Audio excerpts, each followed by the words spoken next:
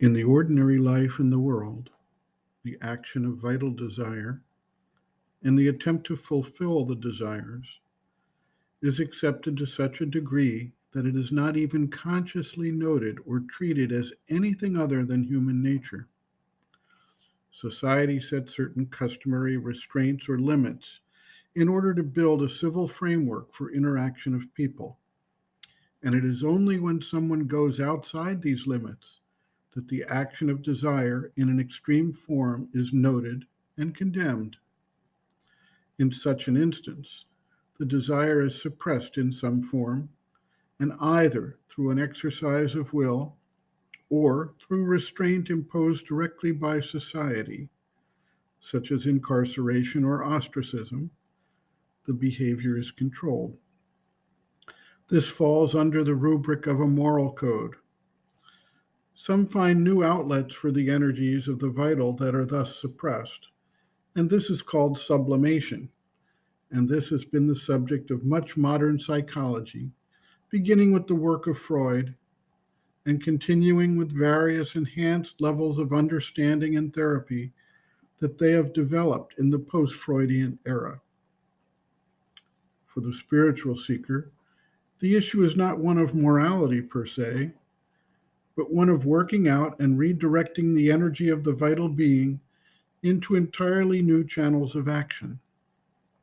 The result may seem like adherence to a moral code, but in fact, it goes far beyond morality by addressing the underlying motivations and redirecting them to carry out the divine intention and not simply controlling or suppressing the vital urges that drive the ordinary life forward.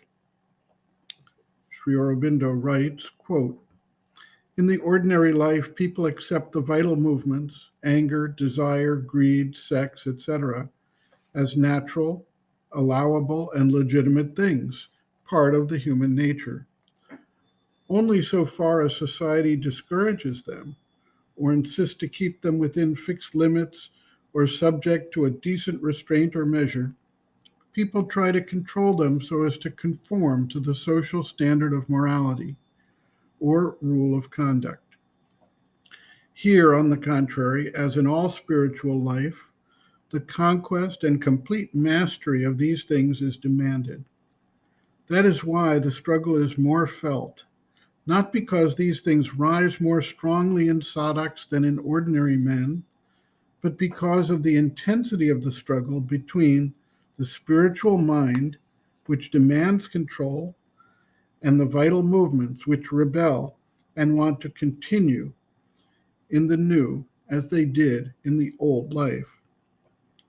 As for the idea that the sadhana raises up things of the kind, the only truth in that is this, that first, there are many things in the ordinary man of which he is not conscious, because the vital hides them from the mind and gratifies them without the mind realizing what is the force that is moving the action. Thus, things that are done under the plea of altruism, philanthropy, service, etc., are largely moved by ego, which hides itself behind these justifications. In yoga, the secret motive has to be pulled out from behind the veil, exposed, and got rid of. Secondly, some things are suppressed in the ordinary life and remain lying in the nature, suppressed but not eliminated. They may rise up any day, or they may express themselves in various nervous forms or other disorders of the mind or vital or body without it being evident what is their real cause. This has been recently discovered by European psychologists and much emphasized, even exaggerated in a new science called psychoanalysis.